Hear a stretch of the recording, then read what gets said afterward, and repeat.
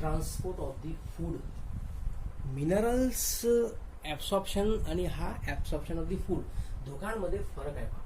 Transport of the food material. Food म्हटलं का त्या ठिकाणी पटकन डोक्यामध्ये यायला पाहिजे की it is definitely organic and organic. ऑर्गॅनिझमची ग्रोथ आहे, ऑर्गॅनिझमचं न्यूट्रिशन आहे, याचा अर्थ ऑर्गॅनिक फूडचीच त्या ठिकाणी गरज असेल. अर्थात मग ते फूड कसं बनते थ्रू द इनऑर्गॅनिक सोर्स तो मुद्दा वेगळा. कारण फोटोसिंथेसिस आपण पाहिलाय. बेसिक कोणत्याही प्लांटमध्ये जर फोटोसिंथेसिस घडत असेल तर त्याच्यामध्ये दोन गोष्टींचा यूज केला जाते. कार्बन डायऑक्साईड आणि वॉटर मॉलिक्यूल हे इनऑर्गॅनिक आहेत आणि यांच्या कॉम्बिनेशन मधून काय बनते food material that is organic food. समजलं नाही? रिॲक्शन पहा.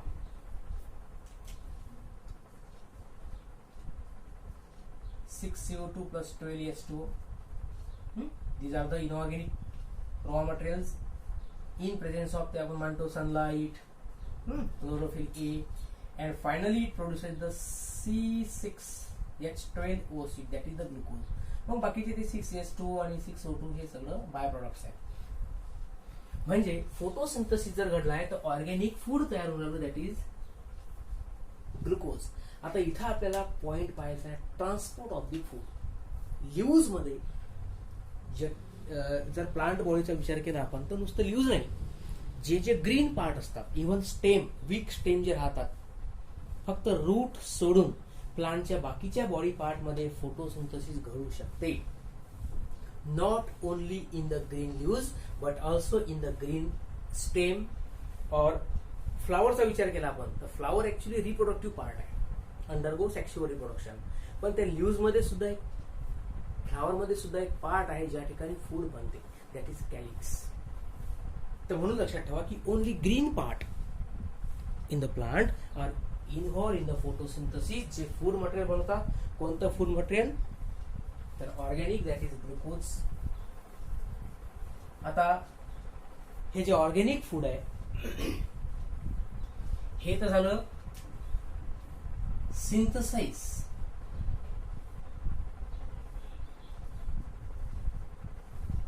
सिंथेसाइज्ड. पण प्लांट मध्ये ग्लुकोज ट्रान्सपोर्ट नाही केला जात. मुद्दा समजून घ्यायचा तुम्हाला की जे ट्रान्सपोर्ट केलं जाते प्लांट मध्ये इट इज सुक्रोज ट्रान्सपोर्ट. का तर हा एक सोल्युबल आहे and it is osmotically active. ठीक आहे. तयार काय घडलं, तयार काय झालं ग्लुकोज. ट्रान्सपोर्ट कोणाचं काय करू राहिला सुक्रोज. ग्लुकोजचं सुक्रोज मध्ये कन्वर्ट कसं केलं जाते. ग्लुकोज हा मोनोसॅकॅरिड आहे, सुक्रोज हा डायसॅकॅरिड आहे. जर सुक्रोजला जर आपण ब्रेकडाऊन केलं तर एक मॉलिक्यूल कोणता बनतो ग्लुकोजचा प्लस दुसरा कोणता बनतो फ्रुक्टोज. आणि ग्लुकोज फ्रुक्टोज हे दोन्ही आयसोमर्स आहेत. तर म्हणून लक्षात ठेवायचं आहे की सिंथेसिस कशाचं घडून राहिलं ग्लुकोजचं, याला कन्वर्ट करायचं तुम्हाला सुक्रोज मध्ये जो सोल्युबल फॉर्म मध्ये ट्रान्सपोर्ट केला जाईल. ट्रान्सपोर्ट होणारं मीडियम कोणता आहे तर it is not glucose, it is sucrose. आणि जर प्लांटला स्टोअर करायचं असेल, जे की फूड क्वांटिटी स्टोअर करायची असेल तर स्टोअर्ड फॉर्म कोणता असेल तो तिसरा फॉर्म आहे दॅट इज स्टार्च. म्हणजे कार्बोहायड्रेटच्या क्लासिफिकेशन मध्ये जे आपण पॉइंट्स मांडत असतो पहा दॅट इज मोनोसॅकॅराइड.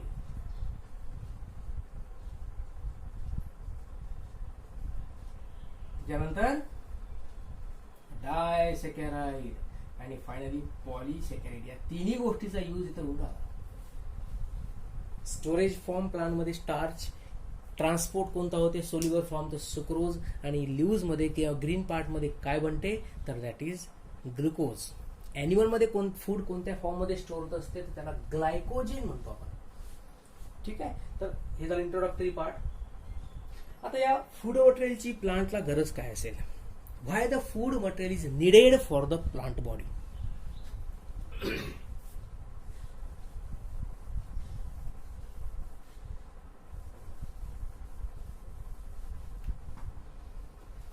ठीक आहे.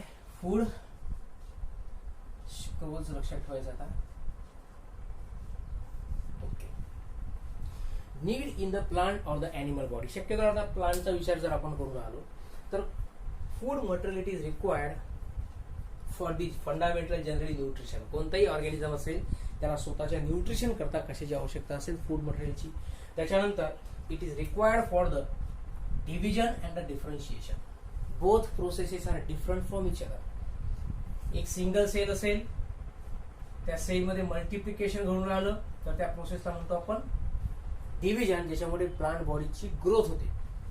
आणि डिफरन्शिएशन म्हणजे काय, तर सेल पासून टिश्यूज म्हणतात, त्याला म्हणतो आपण डिफरन्शिएशन. आणि या दोन्ही प्रोसेसेस करता फूड मटेरियलची आवश्यकता असेल, एनर्जीची सुद्धा आवश्यकता असेल. आणि finally it is required for the development.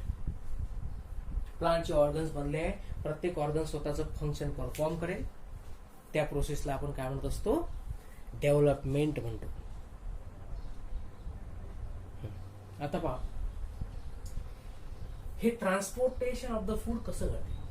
How food is transported through the plant body. लक्षात ठेवायचं तुम्हाला. आता पहा कसं होते. The transport of food it is called as translocation. शब्द आला याच्या अगोदर. ट्रान्सलोकेशन म्हटलं म्हणजे फूड मटेरियल प्लांटच्या एका पार्ट मध्ये अवेलेबल असेल ते दुसऱ्या पार्टकडे ट्रान्सफर केलं जाईल, त्याची translocation. Movement from one place to another place. Okay. आता पहा, इथं दोन वर्ड आलेत नवीन. Transport occur from the source to the sink. आता दोन नवीन टर्म्स आल्या. सोर्स म्हणजे काय आणि सिंक म्हणजे काय. तर पहा, लक्षात ठेवा, source it is the part of plant body where food is synthesized. Where food is synthesized. And what do you mean by the sink? It is the part of plant body where food material is utilized. Utilize करणं म्हणजे त्या food मटेरियलचं use करणे. आपण एनिमलचा जर विचार केला तर whenever we consume, for example in case of animals, whenever we consume the food material, it is the combination of carbohydrate, that is sugar. It contains the fatty acid किंवा त्याला आपण fats म्हणतो, आणि त्याच्यामध्ये प्रोटीन पण असू शकतं. पण जेव्हा आपण याला कंझ्युम करतो हे as it is body absorb करते. याला सगळ्यात पहिले बॉडीमध्ये डायजेस्ट केलं जाते, हे सगळं तुम्हाला माहित आहे. ब्रेकडाऊन केलं जाईल आणि यापैकी ज्या ज्या गोष्टींची सेलला आवश्यकता असेल त्या गोष्टी मग आपण युटिलाइज करतो. ग्लुकोज असेल तर use for the ATP production, है ना, एनर्जी प्रोडक्शनसाठी. फॅट्स असतील त्याला बॉडीमध्ये स्टोअर केलं जाईल. प्रोटीन असतील त्याला एकतर हार्मोनमध्ये किंवा एन्झाईममध्ये कन्व्हर्ट केलं जाईल. तर हे झालं या फूड मटेरियलचं ऍसिमिलेशन, किंवा आपण त्याला म्हणू शकतो it is utilization. So part of the plant body where food material is synthesized, it is called as the source. And the plant body where food material is utilizes, absorb, store. ज्या ठिकाणी food मटेरियलची आवश्यकता असेल, ज्याला requirement आहे, त्याला म्हणायचं आहे तुम्हाला सिंक. जर एक्झाम्पल आपण घेतलं लीव्हजचं example, for example leaves are the source of food material, then root and stem are the sink. म्हणून समोर मी तुम्हाला मांडून ठेवला आहे की सोर्सच्या खाली जे आपण एक्झाम्पल पाहून आलो, it is green part and sink are the non green part of the plant. मग नॉन ग्रीन मध्ये काय येतील, रूट आणि स्टेम. हे की नेसेसरी नाही आहे का बा स्टेमचा जो पार्ट आहे it is always non green, तो ग्रीनही राहू शकतो. वीक स्टेम जो आहे तो ग्रीनच असतो. आपण ग्रासेसचं एक्झाम्पल घेतलं तर ग्रासेसचं पूर्णच्या पूर्ण प्लांटच ग्रीन असते, अर्थात एक्सेप्ट रूट. रूट नाही, रूट हा नॉन ग्रीन पार्टच राहील. So this is called as translocation of the food, that is from source to the sink, from one part to another part, from green part to non green part, from leaves to root and stem. So this is translocation. आता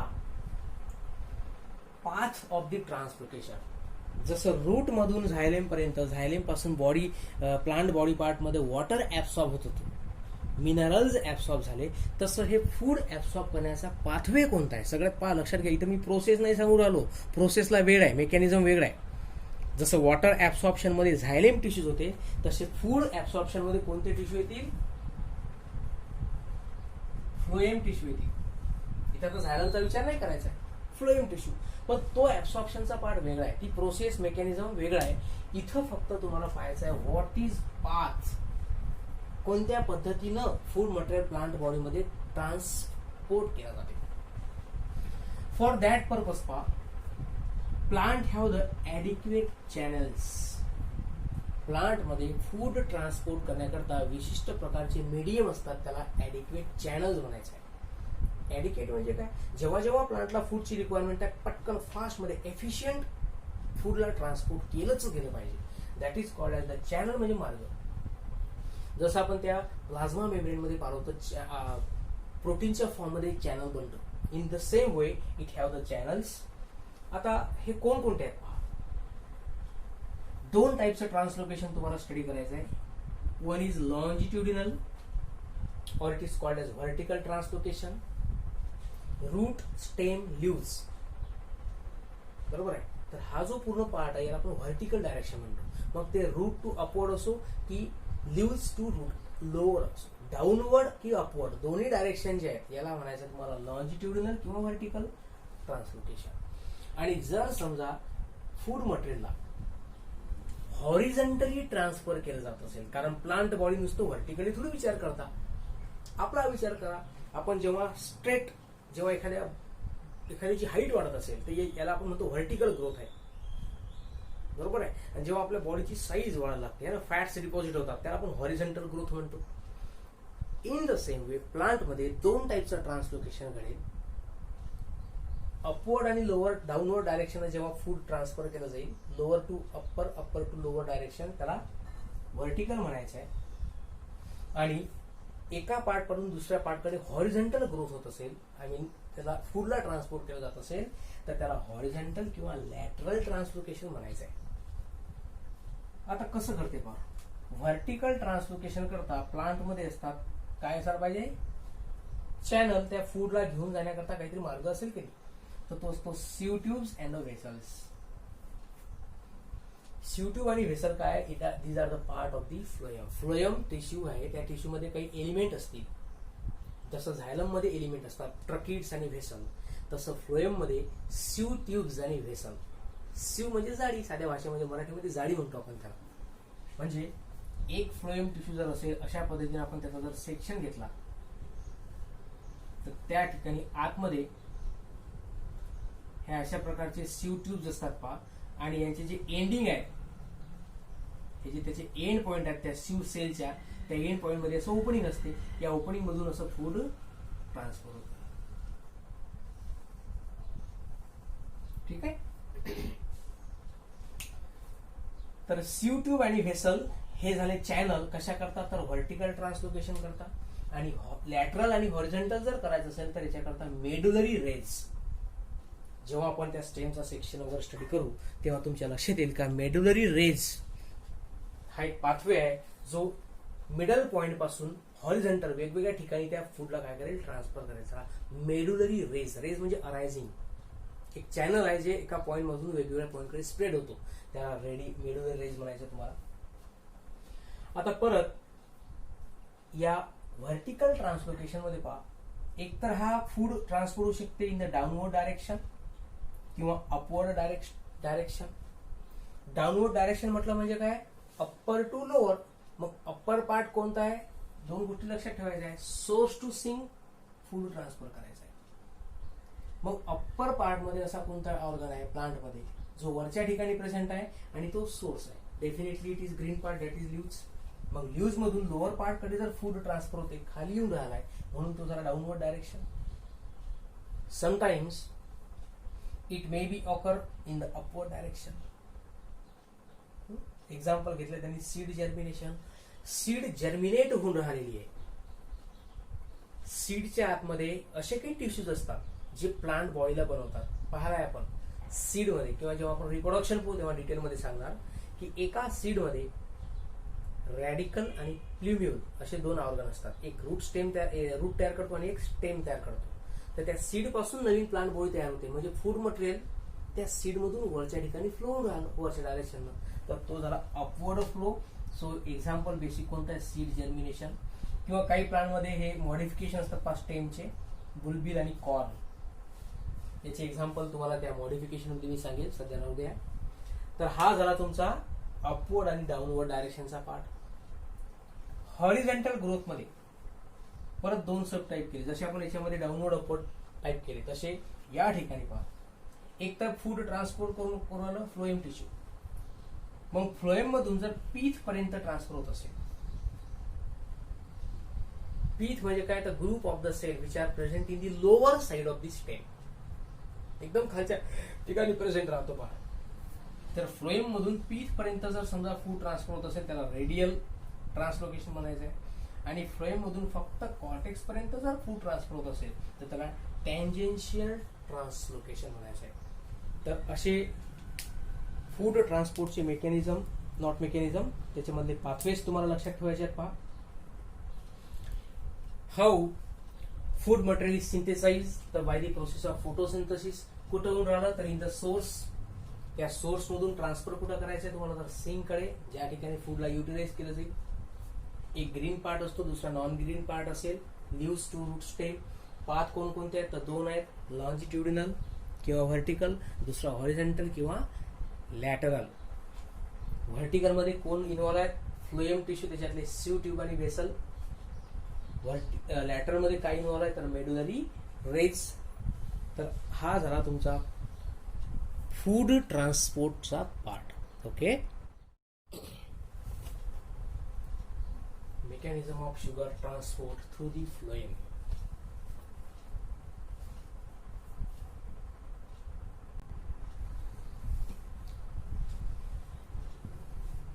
एक particular phloem tissue जो आहे, water मिनरलचं transport करणं त्या ठिकाणी झायलम tissues होते. आता food transport pathway पाहिला आपण, याच्या अगोदरच्या पार्टमध्ये आपण काय केलं, पाथवे पाहिला की कशा पद्धतीनं फूड मटेरियल ट्रान्सपोर्ट केलं जाते. त्याच्यामध्ये मग upward flow, downward flow, vertical flow, horizontal flow, सगळे मुद्दे डिस्कस केले जातात. आता समजा फूड मटेरियलला प्लांट बॉडीमध्ये ट्रान्सपोर्ट करायचं आहे, मग ट्रान्सपोर्ट ऍक्च्युली कसं होते, जसं आपण मेकॅनिझम पाहिलं होतं वॉटरमध्ये, डिफ्युजन आहे, ऑस्मोसिस आहे, तर तशाच पद्धतीनं याच्यामध्ये एक स्पेशल मेकॅनिझम असते पहा. त्याच्याकरता तुम्हाला सगळ्यात पहिले फ्लोएम टिश्यूची रचना माहित पाहिजे.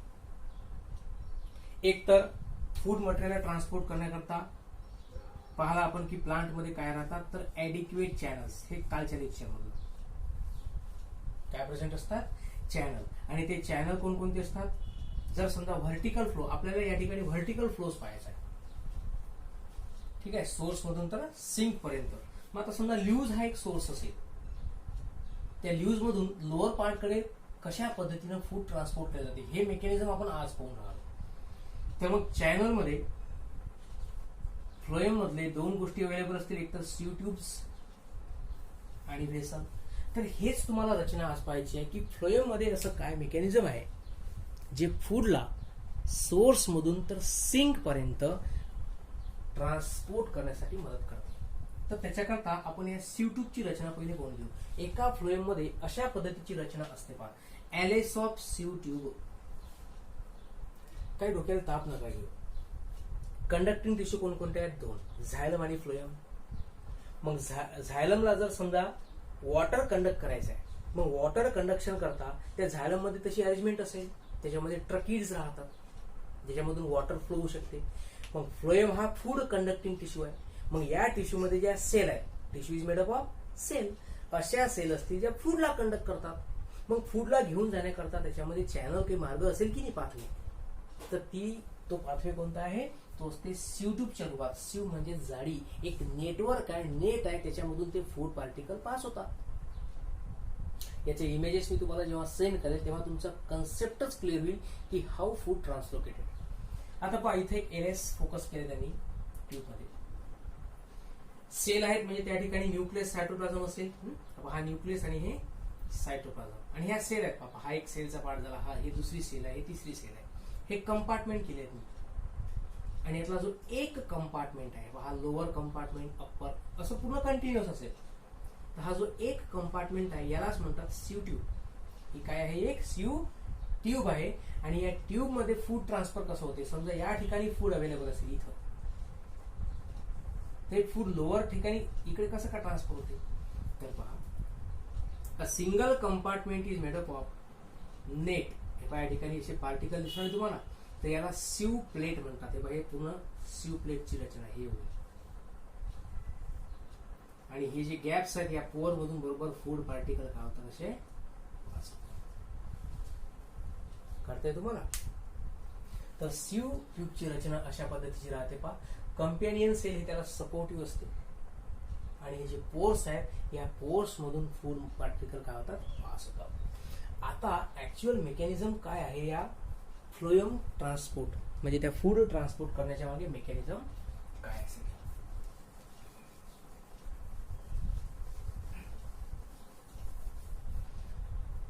सर्वात पहिले तर आपल्याला जे फूड ट्रान्सफर करायचं आहे that food is available in the form of sucrose. पहिलेच मुद्दा क्लिअर करा, ग्लुकोज ट्रान्सफर होत नाही. ट्रान्सफर होणारी गोष्ट जी आहे फ्लोएमच्या मधून इट इज सुक्रोज 1, कारण ऑस्मोटिकली ती ऍक्टिव्ह असते. फूड मटेरियलचे किती सारे टाईप आहे, पण कोणतेही फूड इझिली ट्रान्सलोकेट होत नाही. त्याच गोष्टीला ट्रान्सलोकेट केलं जाईल ज्याचं ट्रान्सलोकेशन इझी असेल, त्याचं युटिलायझेशन फार सोपं असेल प्लांट सेल करता. तर सुक्रोज नावाचा एलिमेंट आहे किंवा याला आपण म्हणू शकतो शुगर. मग आता ट्रान्सपोर्ट कसं होईल, कोणती प्रोसेस आहे, तर याच्यामध्ये सिम्पली पॅसिव्ह प्रोसेस इन्व्हॉल्व असते, पॅसिव्ह ऍब्सॉर्प्शन. आता इथे ट्रान्सपोर्ट म्हणा, पॅसिव्ह ट्रान्सपोर्ट म्हणा. म्हणजे तुम्हाला एक मुद्दा क्लिअर करायचा आहे की पॅसिव्ह ट्रान्सपोर्ट करता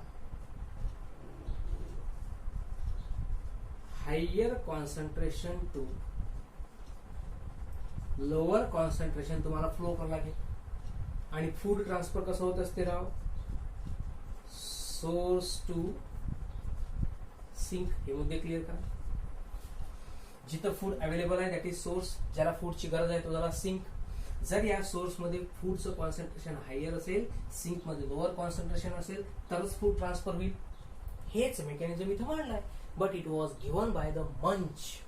चॉकलेटचं नाव नाही इथं. मंच ही वॉज एक्सपर्ट. यांनी एक स्वतःची फ्लो हायपोथेसिस दिलेली आहे तुम्हाला. पहा, मंच प्रेशर फ्लो हायपोथेसिस किंवा यालाच आपण मास फ्लो किंवा बल्क फ्लो हायपोथेसिस सुद्धा म्हणू शकतो. आता डायग्राम जे रिप्रेझेंटेशन बोर्डवर आपण मांडलेलं आहे त्याला ऑब्झर्व करण्याचा प्रयत्न करायचा आहे की तुम्हाला काही समजतं. पहा, सोर्स कोणता कन्सिडर करून राहिलो आपण, लीव्ज. सिंक कन्सिडर करून राहिलो आपण, रूट. म्हणजे हा जो तुम्हाला फ्लो इथं दिला आहे तो आहे डाऊनवर्ड डायरेक्शनचा. Downward flow. मग जर समजा सोर्स लीव्ज आहे तर लीव्ज मध्ये सगळ्यात पहिले फूड मटेरियल बनलं पाहिजे. कसं बनेल, by the process of photosynthesis. So large quantity of glucose has been synthesize. अर्थात त्या ग्लुकोजला मग सुक्रोज मध्ये कन्व्हर्ट केलं जाईल. हे मी तुम्हाला मागच्या लेक्चर मध्ये सांगितलं आहे की ग्लुकोज तयार होईल, ग्लुकोजला डायसॅकराइड मध्ये कन्व्हर्ट केलं जाते सुक्रोज मध्ये पचवण्याकरता. ग्लुकोज नंतर काय ते सुक्रोज आणि तिकडे मग स्टार्च. हे मेकॅनिझम लक्षात ठेवा. आणि हे ट्रान्सपोर्ट केलं जाते किंवा ट्रान्सपोर्ट केलं जाते. आता इथं ग्लुकोज बनलाय म्हणजेच लीव्जच्या सेलमध्ये ग्लुकोजची क्वांटिटी जास्त झाली, ग्लुकोजचं कॉन्सन्ट्रेशन वाढलाय. ग्लुकोजला जर या ठिकाणी आपण सोल्यूट म्हणून राहिलो, आपण फूड ट्रान्सपोर्ट म्हणून राहिलो म्हणजे फूड जे आहे ते सोल्यूट झालं. त्या सोल्यूटचं कॉन्सन्ट्रेशन लीव्जच्या सेलमध्ये जास्त झालं, इट इज हाय कॉन्सन्ट्रेशन. म्हणजेच त्या ठिकाणी ऑस्मोटिक कॉन्सन्ट्रेशन वाढलं असेल. दोन सेल आहेत इथं ऑस्मोटिक. पहा, इथं हाय कॉन्सन्ट्रेशन कशाचं, शुगर. याच्या ठिकाणी लो शुगर कॉन्सन्ट्रेशन. या दोन सेल मी तुमच्या समोर ड्रॉ केले आहेत. इथं शुगरचं कॉन्सन्ट्रेशन हाय आहे म्हणजे हे कॉन्सन्ट्रेटेड सोल्युशन झालं. तर इथं सॉल्व्हंटचं प्रमाण कसं असेल शिकवलं आहे मी तुम्हाला. कॉन्सन्ट्रेटेड आहे, हाय कॉन्सन्ट्रेटेड, तर हे असते याचं सोल्यूटचं प्रमाण जास्त आहे म्हणजे सॉल्व्हंट कमी असेल म्हणजे हा एक वीक सॉल्व्हंट आहे. म्हणजे इथं लो सॉल्व्हंट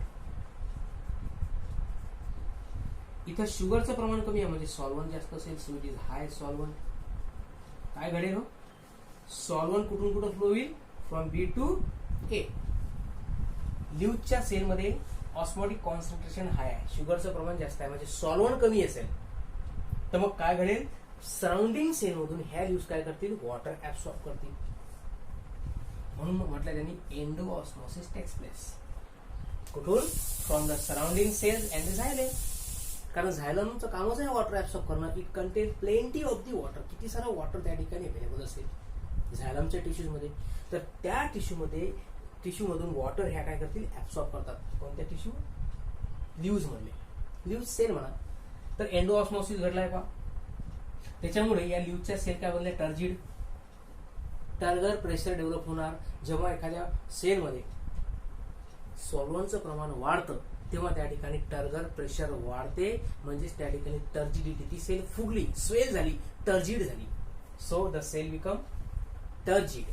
आता इथं पहा, जरी टर्जिड झाली तरी शुगरचं प्रमाण या सेलमध्ये जास्त देणार आहोत. पहिलेच पाहून आलो ना आपण, त्या ठिकाणी शुगर जास्त आहे ना. आता या शुगरला कंडक्ट कोण करणार आहे, फ्लोएम.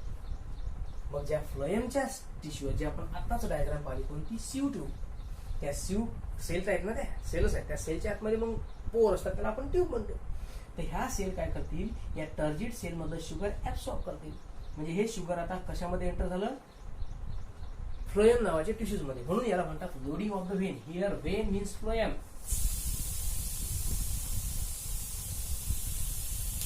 प्लांट मध्ये आपल्या बॉडी सारख्या आर्टरी आणि व्हेन कॅपिलरी नसतात. फूड कंडक्ट करायचं आहे, we have the blood, we have the lymph. Plant मध्ये कशा काय आर्टरी आणि व्हेन असणार आहे, तर प्लांट मध्ये जो व्हेन शब्द वापरला, that when is nothing but phloem. हे पटकन लक्षात यायला पाहिजे. तर या ठिकाणी सीयू ट्यूब मध्ये शुगर एंटर झालं, याचा अर्थ व्हेन नावाच्या ज्या सेल आहेत त्या काय झाल्या, लोडिंग ऑफ द व्हेन. त्या व्हेन मध्ये फूड मटेरियल भरून ठेवलंय, भरला गेलाय, सो इट इज लोडिंग. आपण गन साठी शब्द वापरतो ना, लोडेड गन, अनलोडेड गन. आता काय होईल पहा, हा तर झाला सोर्सचा पार्ट. आता लगेच हे जे फूड मटेरियल आहे हे कुठं ट्रान्सफर करायचं तुम्हाला, सिंक कडे, म्हणजे दॅट इज रूट. मग आता या फ्लोएमच्या थ्रू हे शुगर कुठे एंटर होते, आता रूट मध्ये. कारण रूटला आवश्यकता, रूट सिंक म्हणून आपण. मग याला फूडची गरज आहे, याचा त्याच्यामध्ये शुगर किंवा फूडची अवेलेबिलिटी नसेल, त्याच्यात कमतरता असेल. म्हणजे सध्या शुगरचं कॉन्सन्ट्रेशन सीयू ट्यूब मध्ये जास्त आहे, रूट मध्ये कमी आहे. मग रूट मध्ये हे शुगर ट्रान्सफर होईल पॅसिव्हली. म्हणून म्हटलंय की रूट काय करेल, इट युटिलाइजेस द शुगर, त्याचा वापर करेल. म्हणून तर त्याला आपण सिंक म्हटलं. एक तर त्याचा पूर्ण वापर करू शकते, किंवा त्याला पॉलिमराइज करू शकते. इंटू स्टार्च स्टोअर करायचं असेल तर स्टार्च मध्ये कन्वर्ट करेल, किंवा डायरेक्टली यूज करेल. हळूहळू यातलं शुगर कमी होईल, कारण ते वापर करून राहिले, यूज करून राहिले, म्हणजे शुगरचं प्रमाण कमी होत राहील. म्हणजे त्या ठिकाणी ऑस्मोटिक कॉन्सन्ट्रेशन कमी होईल. कमी झाल्यामुळे काय होईल, तर हे कॉन्सन्ट्रेशन कमी आहे, सोल्यूटचं कॉन्सन्ट्रेशन कमी आहे, म्हणजे सॉल्व्हंटचं प्रमाण जास्त आहे.